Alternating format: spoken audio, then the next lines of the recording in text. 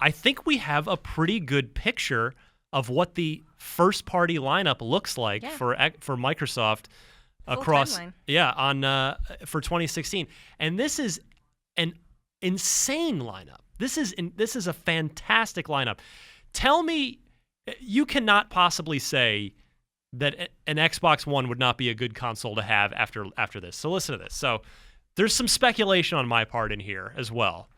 But you've got Below, which we mentioned earlier in the show, is a fantastic-looking indie game. I think maybe we see that in January, since it's been allegedly almost done for a long time. We've seen it many times. We could see that drop in January. The aforementioned Inside, which, again, I'm so thrilled about. What if that's also a Q1 thing? What if that's February? That would be amazing. Killer Instinct Season 3 is definitely March. They said that. Quantum Break is definitely April 5th. Recore, which was only mentioned, it was unveiled at E3. We didn't see anything else about it at Gamescom other than at the end when Phil Spencer was vaguely going over their 2016 lineup. He mentioned it. He said, 2016, this, Recore. So, which of course is the Inafune game. Right. Along with the Armature, the ex-Retro guys. So that's one to pay attention to. So they had said spring 2016 when they announced it at E3. So what if that's May? Cuphead sounds like, what if that's summer? The summer spotlight is the sort of the new Xbox Live Arcade, the Xbox Live Arcade Lite, as I would probably refer to it as. What if Cuphead is the highlight for the summer next year? Cuphead could be a great summer game if it's really not coming. I mean, we know it's not coming out till 2016. That's a long time to wait, though. It's a long time to wait. We'll see. I mean, who knows? Maybe flip Cuphead and Inside. Maybe Inside would be next summer and Cuphead would be for Q1. I'm okay with either of those. Either way. Then, so that's the summer. And then, now September is typically the time when we get our Forza game.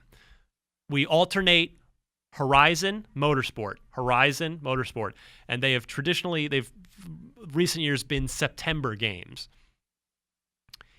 But there's so much that they've seemingly slotted for the fourth quarter that it almost feels like too much, and so something's got to give. So I'm wondering, now, of course, I'm assuming that Forza Horizon 3 is a thing because of their pattern.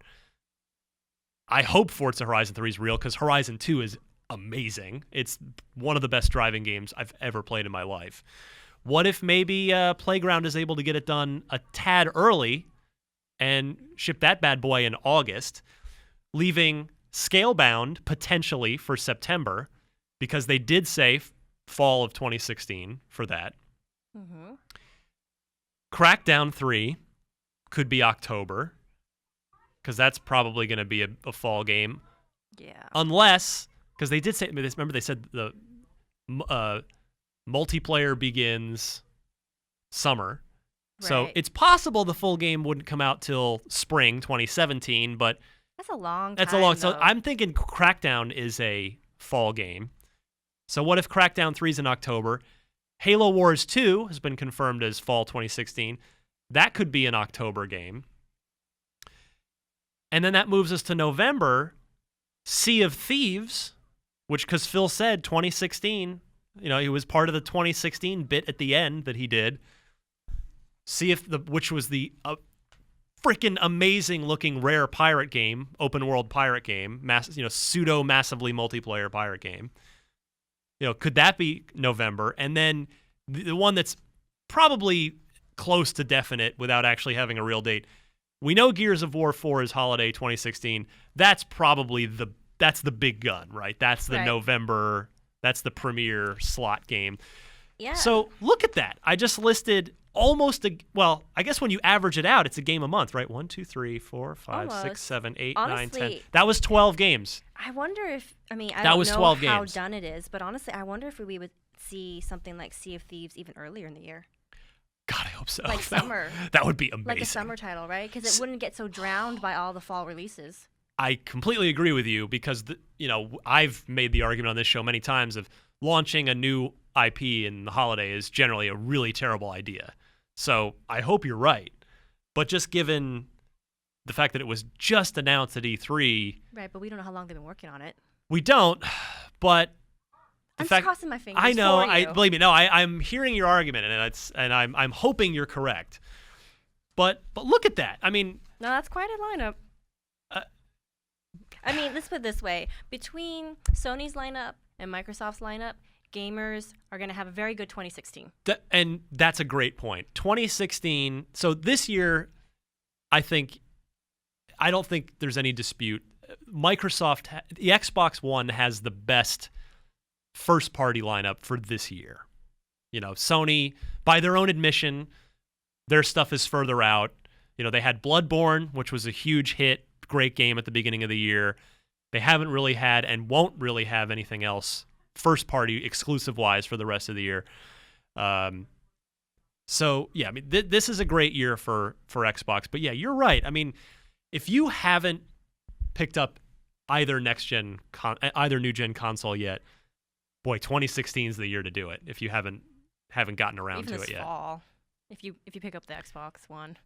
Yeah, I mean, both consoles next year are crazy. I mean, we're finally coming into that nice sort of like sweet spot territory for the console life, right? Where people the 2007 of this generation. 2007 on the 360 gave us Halo 3. It gave us Rock Band, Mass Effect 1. It gave us BioShock. It gave us... Wait, let's see. Dead Rising... Yeah, wait. Yes. No, Dead Rising was 2006.